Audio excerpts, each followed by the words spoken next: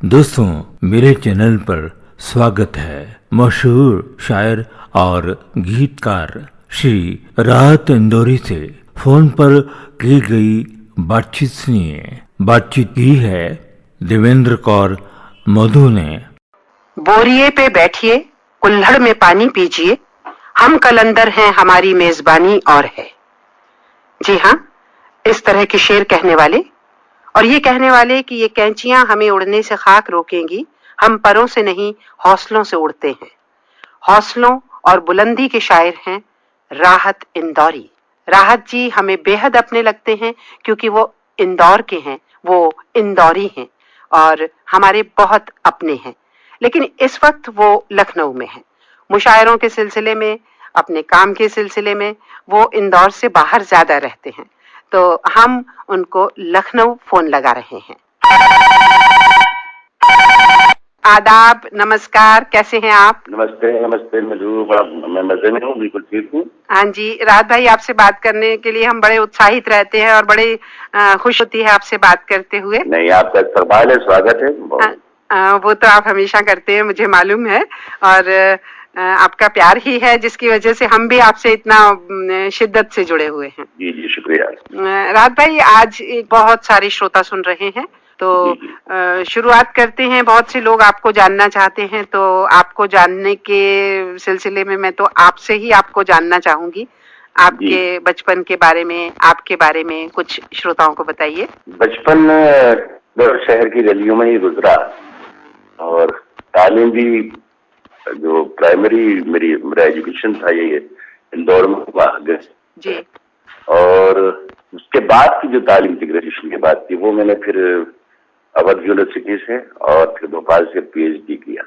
मतलब मैं सारी जिंदगी, अपनी जिंदगी का बड़ा हिस्सा मैंने अपने शहर में ही गुजारा है और अब भी मैं चाहता हूँ कि मैं दफन अपने शहर में रहूँ, इसलिए कि मैं सफर में ज्यादा रहता हूँ, तो हम सिर्फ यही घबराहट रहती है कहीं ऐसा ना हो कि मेरी मिट्टी से रिश्ता कट जाए। नहीं, हम आपको जाने ही नहीं देंगे, हम तो आपको इंदौर ले ही आएंगे फिर से। अच्छा। हमेशा इंदौर में ही रखेंगे आपको। अच्छा। हम किसी और शहर का आपको होने ही नहीं देंगे। आप इंदौर के ही रहेंगे हमेशा। शुक्रिया शुक्रिया। राहत जी, आपने बहुत छोटी उम्र से काम करना शुरू किया था, जैसी मेरी जानकारी है। ये ध्यान है, पलासिया चौराहे पर एक साउथ इंडियन कैफे का साइन बोर्ड आपने जो बनाया था, उसे उन्होंने बहुत सालों तक जस का तस रखा। उसकी साफ सफाई करवा के फिर से उसका रंग रूंग ठीक करके फिर उसी को लगा लेते थे वो, लेकिन उन्होंने नया नहीं बनवाया काफी समय तक। बिल्कुल। तो उस दौर के बारे में कुछ बताएंगे? वो मेरा शौक भी रहा पेंटिंग जी। और फिर मैं कमर्शियल उसमें आ गया जी। और बाकायदा मैंने सीखा उसको, काम को जी। और खुद अपना स्टूडियो डाल दिया। उस जमाने में मैं BA पार्ट 1 में स्टूडेंट था जी। और चूंकि मैं बुनियादी तौर पर शायरी वायरी का से भी जुड़ा हुआ था जी। तो ये दोनों के बहुत करीब के रिश्ते हैं, बहुत ही करीब के रिश्ते हैं, शायरी का और पेंटिंग का जी। कैनवस पर कलर से आप अपने ख्यालात का इजहार कर देना जी। और कागज पर कलम से अपने ख्यालात का इजहार कर देना जी, जी। तो मैं कोई छोटी से छोटी पेंटिंग भी बनाता था, या कोई बोर्ड बनाता था, साइन बोर्ड बनाता था, या कोई फिल्म के बैनर बनाता था, तो उसमें कुछ नया करने की कोशिश करता था जी। तो फिर वो मेरा जो स्टूडियो था उसने इतनी तरक्की की कि वहां पर मेरा ख्याल है कोई 10-12 मेरे असिस्टेंट काम करते थे जी। और वो काम मैंने कोई 20 बरस तक किया। और वो रुचि थी मेरा शौक था जी। और फिर वो धीरे धीरे मेरा पेशा भी बन गया जी।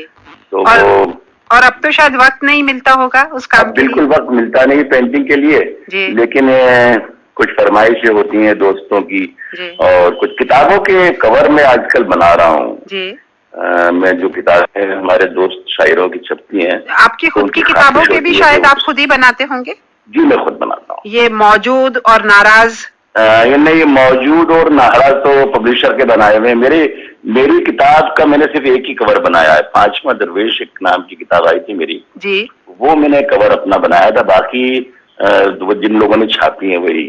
हम लोगों ने बनाया है। जी जी। राहत भाई, इसके पहले कि हम आगे बढ़ें, आपको एक आध मुझे गीत भी सुनवाते हुए चलना है साथ साथ में, लेकिन गीत सुनवाने के पहले मैं चाहूंगी कि आपकी किसी पसंदीदा गजल की कुछ शेर हमें सुनाइए, क्योंकि आपको सबसे ज्यादा तो लोग वैसे ही सुनना चाहते हैं ना।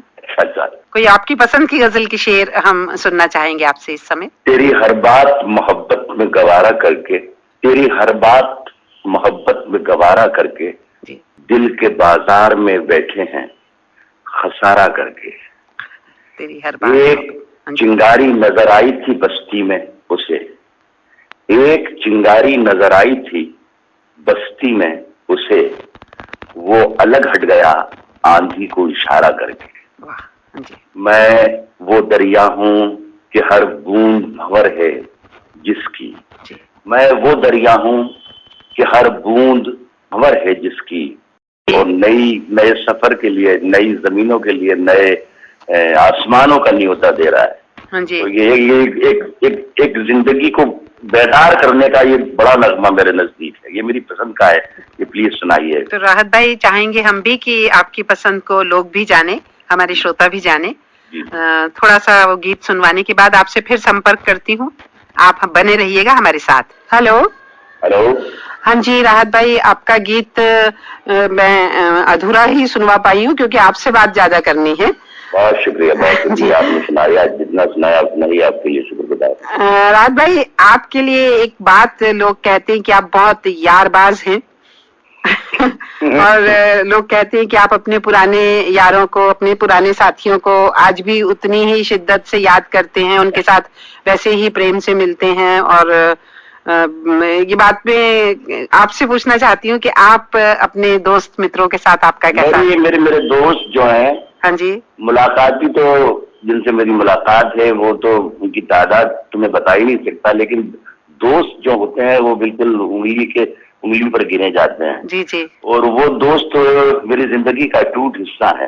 वो इंदौर के हैं सब? वो इंदौर में भी हैं जी, और मुख्तलिफ शहरों में भी हैं, लेकिन इंदौर में जब मैं रहता हूँ जी तो कम रह पाता है, इंदौर में रह पाता हूँ मैं जी, लेकिन फिर भी मैं उन्हीं दोस्तों के साथ गुजारता हूँ जो मेरे 25-30 साल पुराने दोस्त हैं। जी जी। और उनके बगैर कुछ मुकम्मल महसूस नहीं करता अपने आप को। जी।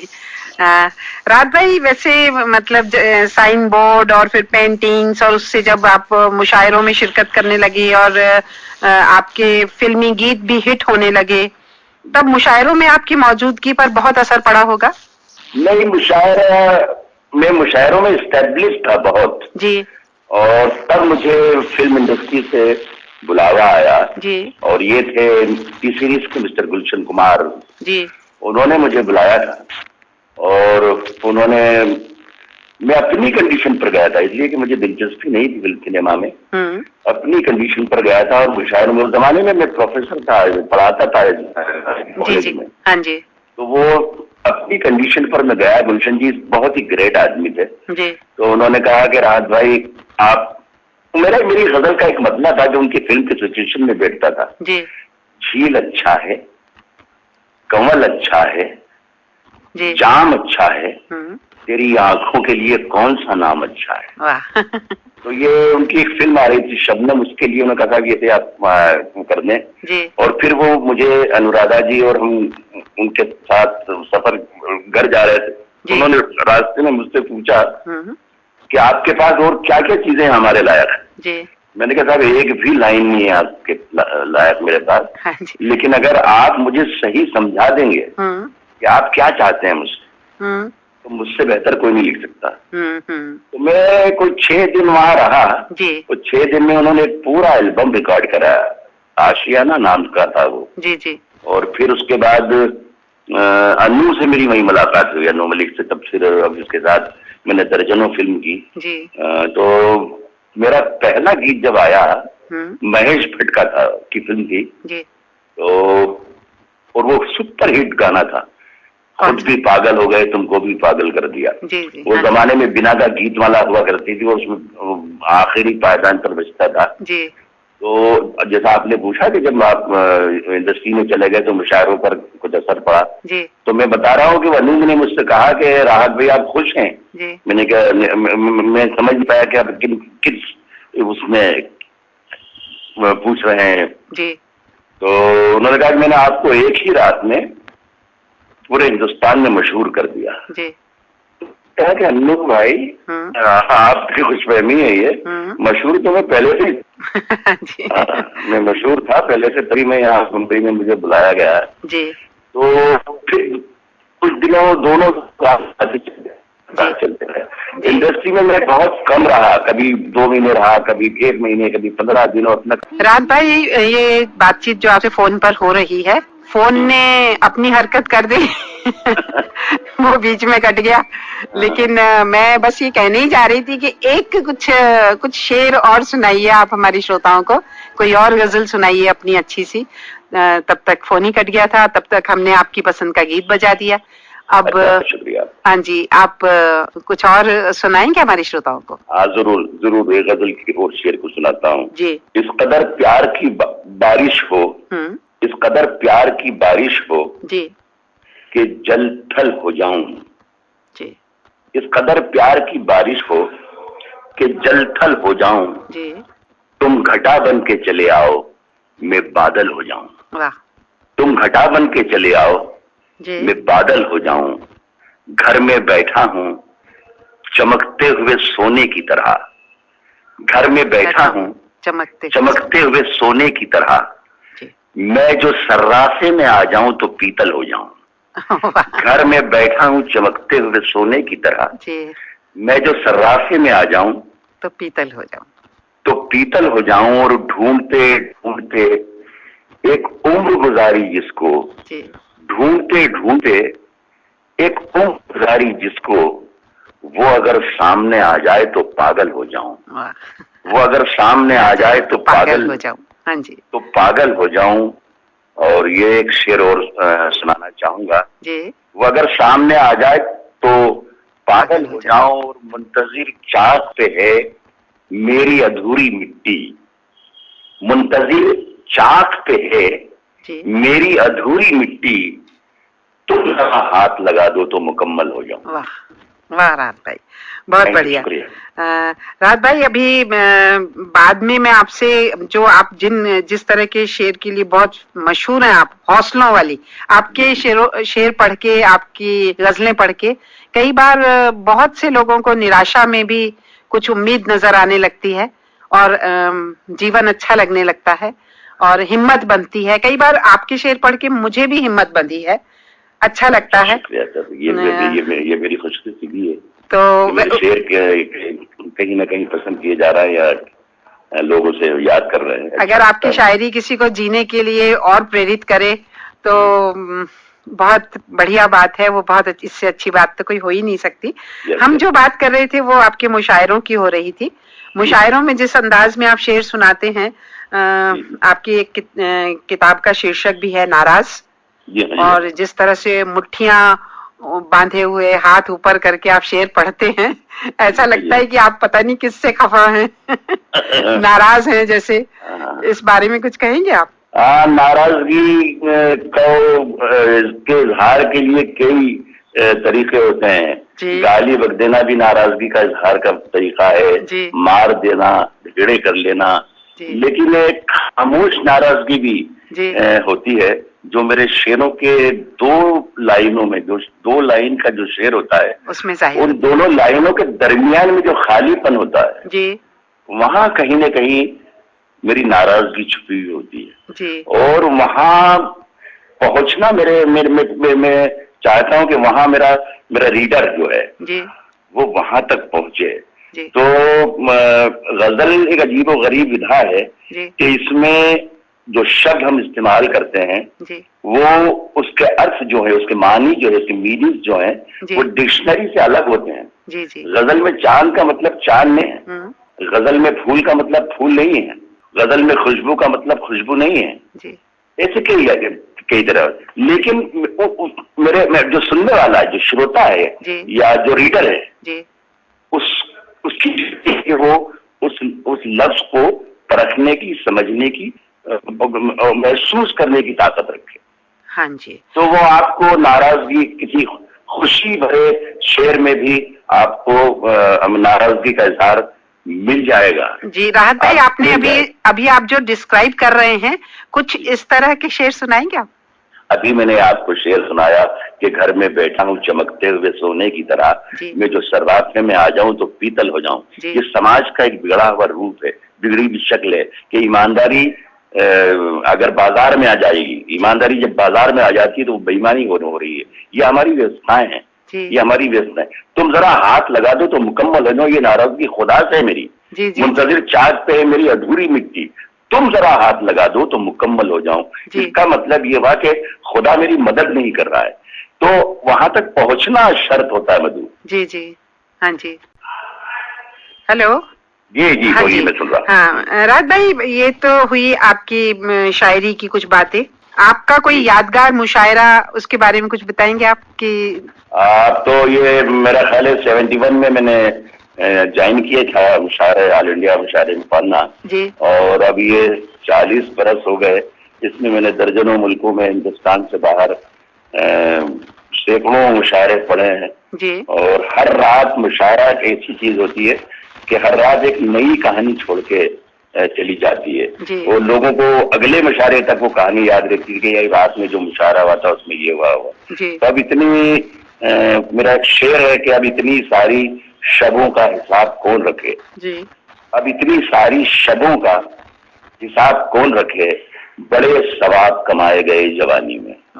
तो बस ये कि हर रात कोई ना कोई यादगार होती है, और वो कुछ यादें छोड़ जाती है, कुछ नक्श रह जाते हैं दिल पर, कुछ भूल जाते हैं। अब तो इस कदर मसरूफ रहने लगे कि किसी शहर से दूसरे शहर में जाते हैं, होटल के काउंटर पर रिसेप्शन पर हम ये रजिस्टर भरते हैं और उसमें लिखा रहता है कि कहाँ से आ रहे हैं। तो रात सोचना पड़ता है कि रात में हम कहाँ थे। जी जी जी, सफर इस तरह जिंदगी का हिस्सा हो गया। जी राहत भाई, इंदौर में तो लोग आपको ऐसे भी याद करते हैं कि आपको जब भी, मैं खुद भी मैंने जब भी आपसे मदद मांगी है कि मुझे 2 लाइन लिख दीजिए, मुझे 4 लाइन लिख दीजिए, आपने हमें तुरंत लिख के दी है। आप ये आपका बड़प्पन है। आपने नाटकों के लिए, इंदौर के नुक्कड़ नाटकों के लिए भी गीत लिख के दिए हैं, और बिना किसी उस पारिश्रमिक की उम्मीद किए कहा हमने और आपने लिख दिया। ये जो आपका व्यवहार है ये कभी इंदौर के लोग नहीं भूल सकते। और अब मैं चाहूंगी कि आप अपने परिवार के बारे में भी कुछ बताएं हमें। परिवार में एक मेरी बड़ा बेटा है और उसके बाद बेटी है एक, फिर एक छोटा बेटा है। बेटी की शादी कर दी है और बेटे दोनों जॉब में है। एक IDBI बैंक में मैनेजर है और दूसरा एक आपके मीडिया में ही काम करता है, ETV हैदराबाद में। तो मैं इस तरफ से सुखदोष तो हूँ और बेफिक्र हूँ, मतलब ये कि कुछ जिम्मेदारी है, कुछ मुझ पर है। बेटे की भी शादी कर दी है, एक बच्चे की शादी को होना है। बीवी बड़ी नेक है और मेरे जैसे आवारा मिजाज के साथ उसने 35 साल गुजार दिए, और मेरा घर जो कुछ है, मेरी दुनिया जो कुछ है, वो उसकी सारी जिम्मेदारी, जितना सुकून भरा जन्नत की तरह मेरा जो घर है वो मेरी बीवी की वजह से ही है। अल्लाह करे मधु के ये मेरी बीवी सुन रही हो। जरूर सुन रही होंगी और नहीं सुन रही होंगी तो हम उन्हें बता देंगे, ये सारी बातें उन तक पहुंचा देंगे। Thank you.